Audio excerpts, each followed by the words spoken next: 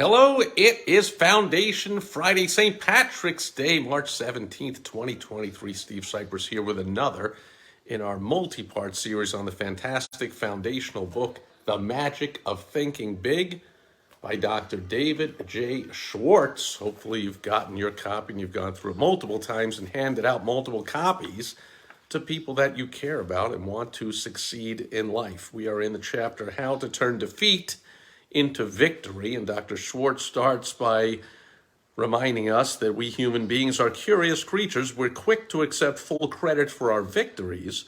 When we win, we want the world to know about it, and we want others to look and say, there goes the guy who did such and such.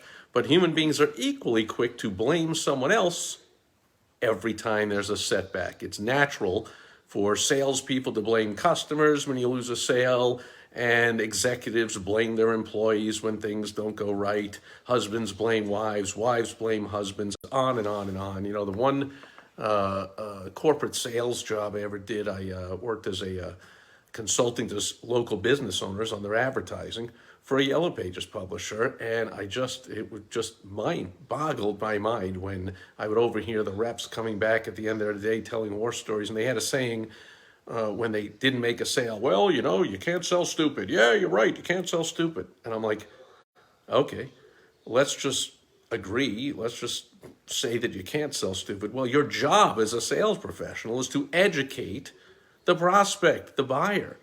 So now they're no longer stupid and they can make an educated decision whether to place that ad or not, or which ad, or any buying situation. So this ridiculous saying, which is just an excuse, you can't sell stupid, like whatever. First of all, they're not stupid as people. Business owners are by far the smartest group of people on the average, much, much, much smarter, both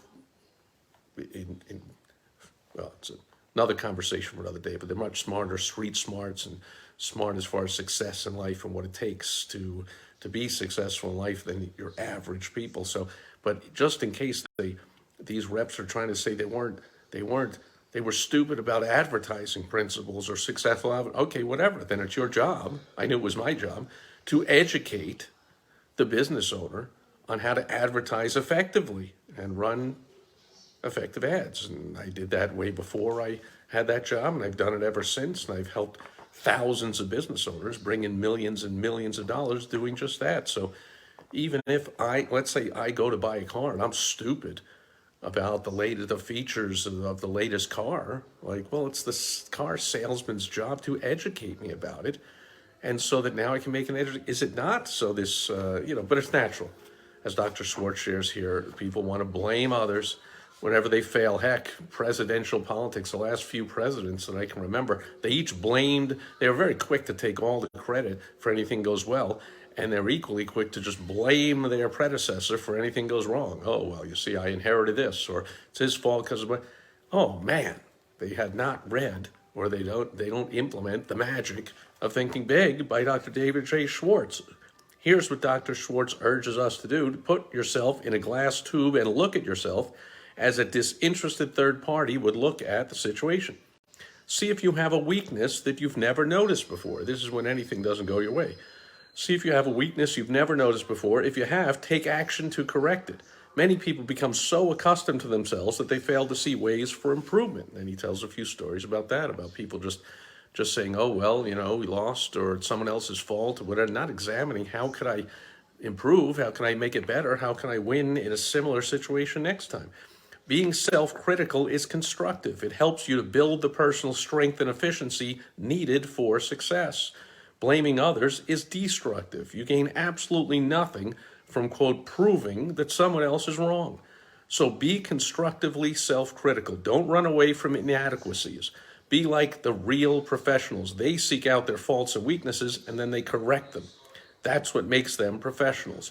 Don't, of course, try to find your faults so you can say to yourself, here's another reason I'm a loser. Instead, view your mistakes as, here's another way to make me a bigger winner. Dr. Schwartz concludes this section with a quote from the great Elbert Hubbard, who once said, a failure is a man who has blundered, but is not able to cash in on the experience. We all blunder. You know, there's a saying, I I say I made more mistakes. I make more mistakes in a month than most people make in a lifetime. Fail your way to success. All these kinds of sayings, that's we either earn or we learn. So whenever we make mistakes, if we don't make money, we learn. That's our job as an entrepreneur, as a business owner, as a professional. That's what we do. So by all means, the next time something doesn't go your way, take the advice of Albert Hubbard and Dr. Schwartz and say, how can I cash in on this experience? I didn't make money from that sale or that project that didn't go my way, but instead of just blaming or making excuses or saying, oh, well, or whatever, it's time to say, like, well, what would I learn from that I can improve? What can I change in my next ad? What can I change in my next email message? How can I make my next offer more irresistible? What can I do to cash in on this experience of not making that sale? Obviously, my offer was not as irresistible as I thought it was. Let's make it more irresistible. So then people feel stupid not to do business with you. That irresistible offer, that O is the middle letter of the WOW strategy that I created years ago to simplify everything about sales and marketing and make it as easy as possible to make all the money you want and get all the ideal clients you want. You want to find out more about that?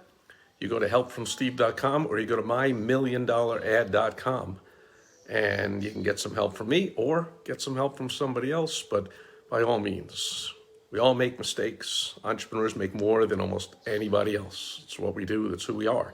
Hopefully we're learning from each and every one of them. I had a wise mentor years ago, I've said this before, who said to me, Steve, the key to success is to make every mistake, but make it just once.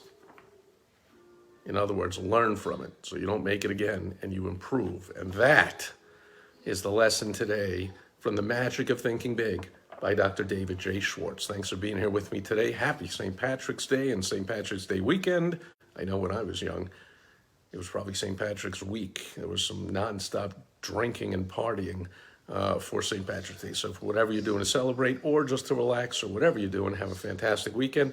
And hopefully you will catch me back here again tomorrow when I teach some money-making lessons for social media on Social Media Saturday. I will catch you then. Over and out.